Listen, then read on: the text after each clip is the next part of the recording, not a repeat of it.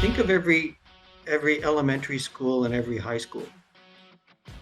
Yeah, Put 20 stories on top of it, that's like such a great idea. So right? school on the bottom, Libraries. tower on top. Yeah, and, Yeah. and the school faces one way, the entrance to the residential is on the other side, Yeah, right? yeah. There are ways where you can separate them. Put on the But second floor, side entrance, boom. right, but we're all going to have to take a lesson from Vancouver. When you can't go sideways, the only way is up. Even if you do have political support for a new project, well, now you have neighborhoods to deal with, right? Like NIMBYism is alive and well, right? So how dare you want to build a condo a block away from my house? You know what's crazy though? Like Did you the guys see one that, we're though, working on, like we're working on a deal right now, and forget about, like, we have a Yimbysm going on. We have That's actual no, yeah. but it's really crazy. Like we have neighbors. It's super unique. We have neighborhood but support. Still, I don't know that they had support like before, but like there's definitely neighbor support, like a lot of it, and there's council support all of a sudden, and the city solicitors support. Like everybody's in support of moving this thing forward all of a sudden. It's like really crazy. I feel like the like the way that they are in planning has kind of changed a little bit in the last 6 to 8 months. They seem to be a little bit more non-combative. I don't know if you deal with any of that or you see any of that. That's not really what I do day to day. My friend who's literally sits next to me, that's his jurisdiction. But I think housing in particular has reached a crisis in Canadian cities. So I'm not surprised by what you're saying, because no one's got their foot on the brake anymore. We need more. We need it faster. We need it everywhere. Like, how do you make it happen? I'm curious, why are the neighbors in support of a new project? What are they? What benefit to them? So There's got to be a benefit. There's a benefit. I mean, it's a very, very expensive neighborhood, and these houses have been derelict since like 2005. And like they've been condemned, and they've been falling into each other, and like that doesn't attract the best crowd, right? So I think everybody around there, I mean, there's apartments and there's commercial properties flanking this, and it's not good for anybody's business, right? Plus the houses on the street are kind of devalued, because you drive up the street and you see like a shanty town on the way to like, $4 or $5 million houses. It's just better for everyone that this thing moves along. And you feel it though, which is the crazy thing, is because I spend my whole YouTube career here blasting them for all their yellow tape and all their craziness. And on the last two, they've been like pretty forthright and helpful, which is like mind blowing. This one especially, TK, I got some news for you, buddy. Oh, Jesus, it's been crazy. Yeah, well, I think these are the things that they need to do in order to push the. I'm hopeful for the first time in my development career that maybe we're going to make some progress. It still won't be enough, though. That's the thing. But we'll make some progress, which is kind of cool, because that's unusual. Yeah, but I mean, there's talk about what land can government free up for this, right? Like the city owns land, the province owns land, the feds own land. How much of it can be freed up for housing? Because we really are in a crisis situation right now. Yeah. Well, and so what do? We take hundreds of, if not thousands of people out of Regent Park. So now they have to move, right? Because now we're doing phase 4 and 5 of Regent Park, which means like there was people living there. So they all have to get moved to some other crappy CMHC or whatever the thing's called, some other building, which puts more pressure on. But then they're going to build up thousands of units, of which maybe 25% are like replacing what they had before, and the rest are at like, market rates or some kind of rate that like doesn't help most people, right? Like this is what happens. Instead of like they gotta have a piece of land that they could just mow over, that does, or like a parking lot, and just boom, give them 90 stories, go. Just build it already. What are you waiting for? Think of every elementary school and every high school. Yeah. Put 20 stories on top of it. That's like such a great idea. So Right? school on the bottom, Libraries. tower on top. And the school faces one way, the entrance to the residential is on the other side. Yeah. There are ways where you can separate them. Put on the second floor, side entrance, boom. Right, but we're all going to have to take a lesson from Vancouver. When you can't go sideways, the only way it is up. Right, so our city's going to get a lot more vertical, and it has to.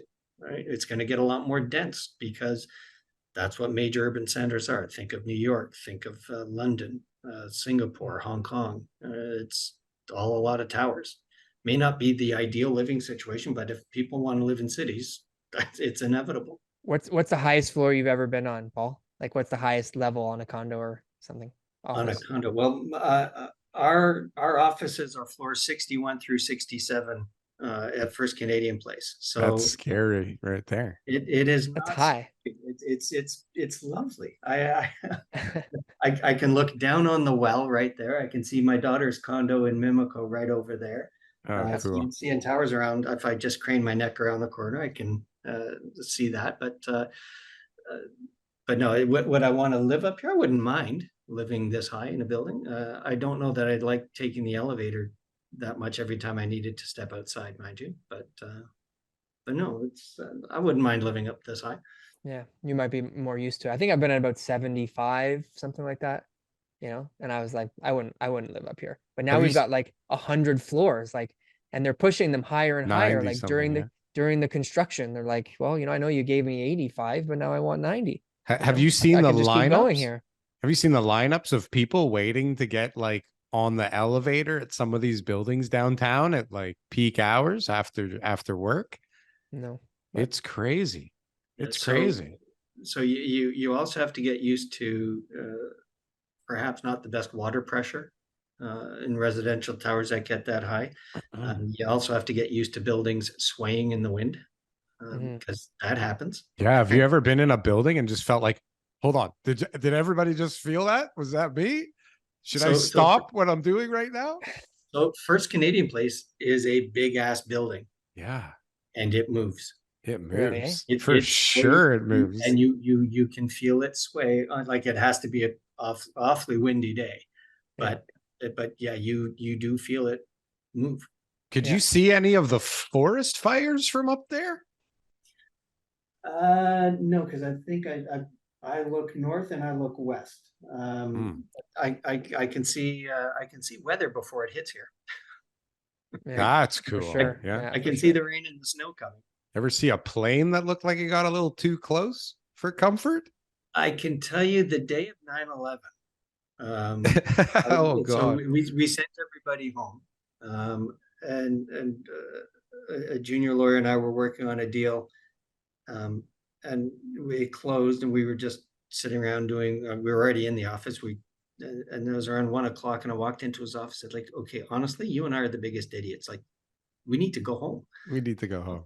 Right? Like this is, if anyone is going to target, if any terrorist organization was going to target a building in Canada, First Canadian Place is going to be the one. What the hell are we doing here? Let's look on the list, right? They look on that or First the Canadian CN Tower, maybe. Yeah.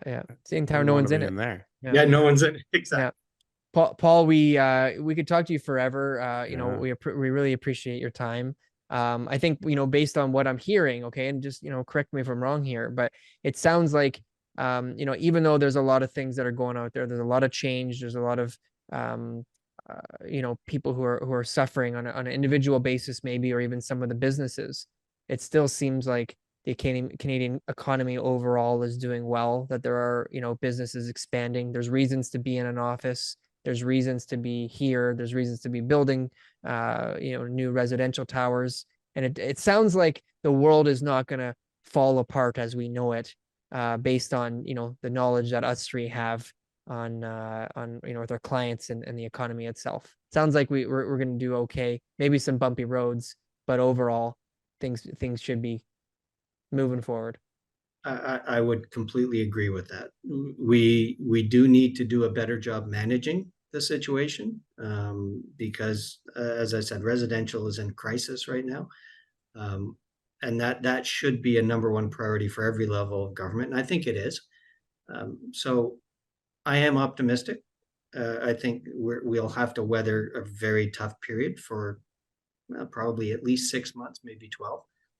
But I think at that point, hopefully things will start looking a lot more optimistic. I think we're longer than 6 to 12. I think it's going to be just, we had a really good run there. It was just so many years of prosperity and just a little glimpse here and a little glimpse there. Like we're due for like a real dull decade or something, where people just have to really just kind of accept things the way they are, Well, time will tell which one of You're us optimistic. is. Yeah. The underlying fundamentals for why we had such a positive cycle are still there. I know. Nothing. I agree with that. They don't have another answer either. It's like whenever the shit does hit the fan, the only thing they're going to do is start printing more money and lowering rates. And that will just set off the next leg of whatever that looks like. Mm-hmm. Right. Yep. I got a feeling it's going to get pretty ugly for a bit first, though, at some point. Well, we'll see who's right. Yeah. Thanks for joining us. Maybe. Thanks for joining us today, Paul. Like, comment, and subscribe if you got anything from one of these clips. And if you want to see some more, press something on the screen here. Boom. That was good. That was good. I like that. That was good.